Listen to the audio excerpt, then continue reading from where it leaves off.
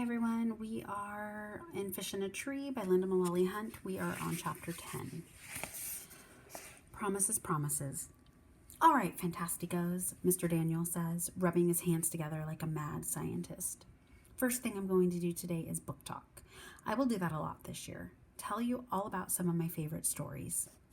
When Mr. Daniels talks about books, it reminds me of Max or Oliver, like he's ready to launch a giant party. I like hearing about the story, but asking me to read them would be like asking a lobster to play tennis. And then it gets worse.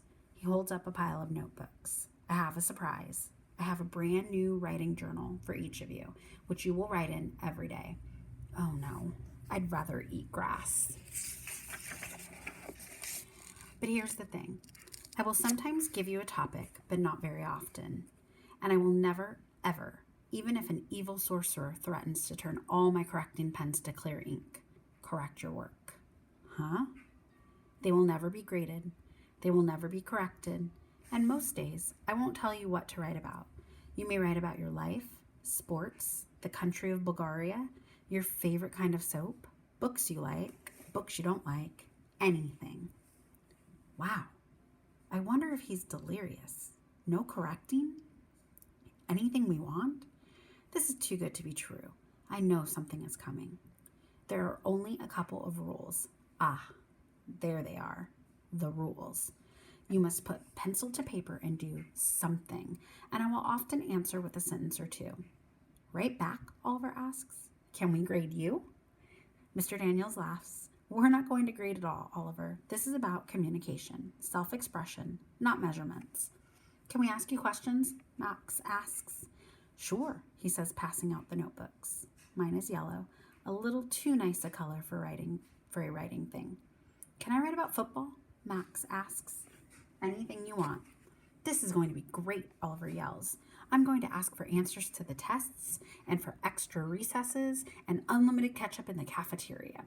Well, Mr. Daniels begins. As I said, you can ask whatever you want. He smiles at Oliver. So open up those notebooks now and add your first entry and make it you. This journal is yours, so an introduction to you may be a good thing, no matter how you choose to express that. Keisha begins writing while Albert stares at the blank page. The room is filled with the sounds of pencil scratching. Suki is rubbing one of her blocks with her thumb. I wonder if she's thinking about her grandfather. I see a mind movie of me walking through a forest of alphabet blocks stacked on top of each other. They sway like trees in the wind, and I worry that they will come crashing down on me. I think about that, but decide to color a big three-dimensional cube with dark black sides. He said we could do anything. I want to see if he means it. The next day, Mr. Daniels holds my journal open to the page where I drew the black cube. I figured he wouldn't let that go. He holds his palm facing me and says, I know. I said I'd never correct you, and I'm not going to. I'm just wondering if you would mind telling me what this means. Do you like the color black, or does it mean something? Either way, it's okay. I think of the kinds of things that might make him mad, and remember how he said a person can be too good at the wrong things. Maybe I don't want to get in trouble this time. It's a picture of a dark room. Oh, why would you draw a picture of a dark room? He looks serious now. It was supposed to be something about us. Why would a dark room have something to do with you, Allie? His voice soft, really soft. I swallow hard. Because in a dark room, no one could see me. He stares down at my black cube.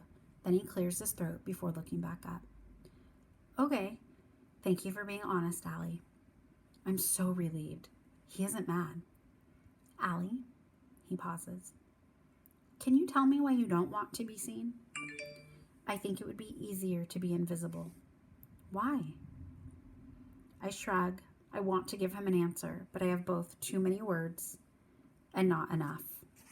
He nods slowly. Well, he says, I'm glad you're not invisible, Allie, because this class wouldn't be the same without you. I don't believe him, but it makes me happy he said it. I realize, looking at him, that all this time I haven't been looking teachers in the face. I've been staring into their stomachs while I sit at my desk and they tell me the things that are wrong with me. But now, on top of all those other big wishes that I carry around, I have one more. I want to impress Mr. Daniels with every tiny little piece of myself. I just want him to like me. All right, guys, we're going to stop there. Stay tuned for chapter 11.